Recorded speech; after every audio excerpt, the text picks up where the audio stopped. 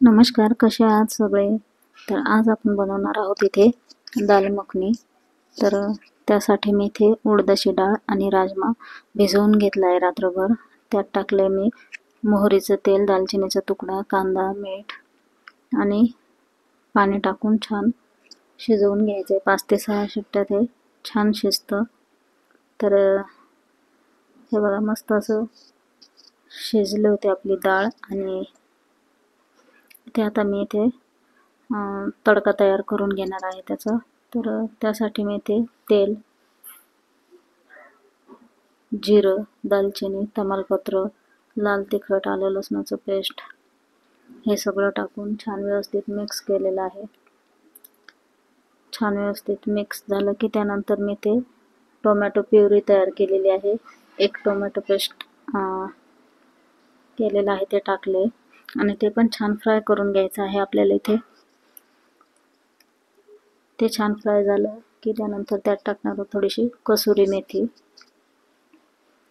आणि सगळं व्यवस्थित तेल सुटेपर्यंत आपण इथे फ्राय करून घेणार आहोत. त्यानंतर आपण त्यात शिजवून घेतलेली डाळ टाकणार आहोत. हे बघा, व्यवस्थित आणि मिक्स करून घ्यायचं आहे आपल्याला. व्यवस्थित मिक्स झालं की त्यात थोडंसं पाणी टाकायचं आहे. परत व्यवस्थित मिक्स करून घ्यायचं आहे. ही डाळ थोडीशी घट्टच ठेवायची आहे. आणि त्यानंतर त्यात टाकणार आहोत एक आल्याचा तुकडा टाकला खिसून. थोडंसं मीठ टाकले, कारण की मीठ आपण अगोदर पण टाकलेलं आहे, त्यामुळे मी थोडंसं इथे कमीच टाकते. सगळं छान व्यवस्थित मिक्स करून घ्यायचं आहे. छान उकळी येऊ द्यायची आहे त्याला.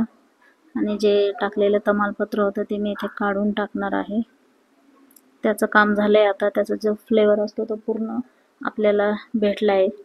तर त्यामुळे ते काढून टाकले मी. आणि इथे मी 1 चमचा फ्रेश क्रीम टाकणार आहे. फ्रेश क्रीम टाकली की सगळं व्यवस्थित मिक्स करून घ्यायचं आहे. परत व्यवस्थित मिक्स झालं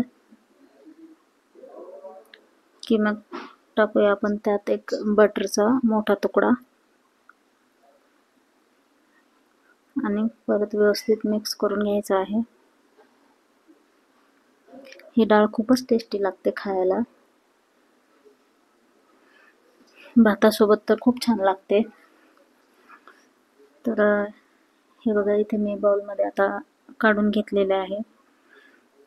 मस्त अशी आपली दाल मखनी तयार झालेली आहे. तर त्यावर आपण आता मस्त फ्रेश क्रीम टाकून घ्यायची आहे. फ्रेश क्रीम जी दुधावरची साय असते ना ती, थोडंसं बटर. मस्त अशी आपली दाल मखनी इथे तयार आहे. तर तुम्हाला जर आवडली तर तुम्ही एकदा नक्की ट्राय करून बघा. आणि चॅनलला जर नवीन असाल तर सबस्क्राईब करा. आणि रेसिपी जर आवडली असेल तर लाईक करा. तर चला, भेटूया नवीन व्हिडिओमध्ये. तोपर्यंत